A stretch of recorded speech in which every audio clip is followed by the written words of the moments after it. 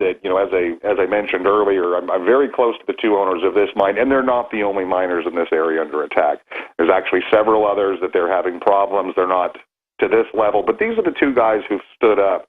I was actually on the mine yesterday with one of the owners, who's a good friend of mine, and we were standing there. There's a very old stamp mill on the mine that's been there for many years, and they have a title to it.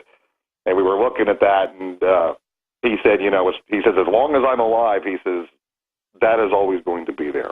Well, I hope it is. I hope that they will respect your property rights. I hope you prevail in court. I hope this goes through peacefully, but we'll keep an eye on this.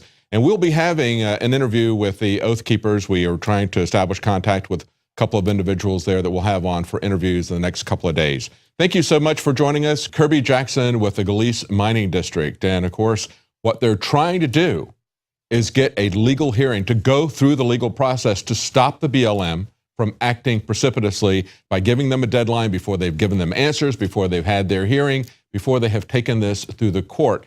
And that's the important function that's being done now by the Oath Keepers, essentially setting up security to let them know that there's somebody there in case they're going to try to storm the area.